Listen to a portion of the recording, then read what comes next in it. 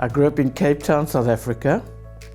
I went to the University of Cape Town. I did this Bachelor of Business Science degree, and we had one tutorial where in the fourth year, in the honors year, once a week we took a company and we analyzed it from every point of view: production, marketing. When it came to the people, it got to the point halfway through the year where I could just write down no unified sense of direction.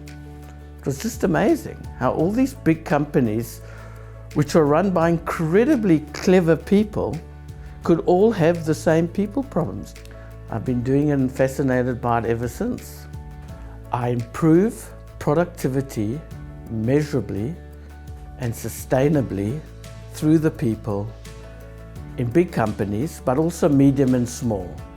But I do find that the bigger the company, the bigger the problems and the challenges, so the more I enjoy it. If you look at tennis, for example, there are certain fundamentals if you master them, you're going to be a good tennis player. Now, the difference between Roger Federer and all the other tennis players in the world is not that he's doing anything different or even that he knows anything different. He's just applying the same basic principles better than anybody else, and that's why he's performing at a level of excellence.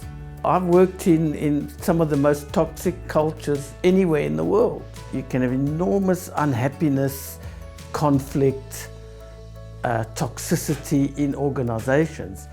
And if you ever get to turn that around and fix that and contribute to a more productive organization, it feels like you've changed a micro world for the better. The main misconceptions with my business is that people conflate different offerings. I've got certain mechanisms in place which help me have winners. So I make sure before I begin that it's my core work and I'm the absolute master of it. We've got a real track record for sustaining results over many, many years in tough environments because of our delivery model. That is what I think makes us truly unique.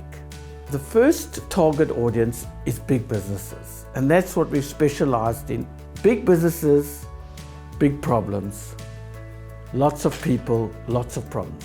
The second target group is medium companies. Often what happens with medium companies is when you're small and you've got a good product and you've got good people, you can survive without systems.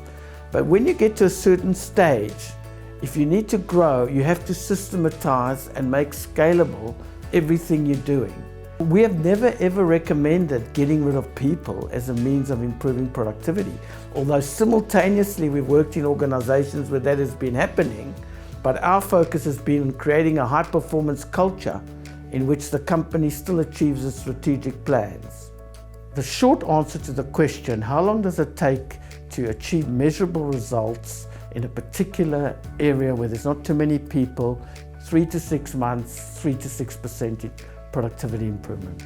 The way the technology is at the moment, we could tailor, let's say a global company wants to implement one of our systems.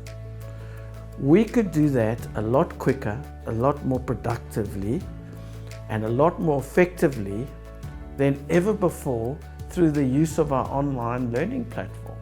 So I had a client in Dubai in 2015, a very technical company, and they had a superb leader. And he knew exactly what he was doing technically, and very, very quickly he got to 200 people with no systems. And he was about to implode every way you want to measure it. We put in the basic systems and he never looked back. He took total global expansion very, very quickly, very, very successful, because he was very clever, but what he lacked was the basic systems to run a big organization.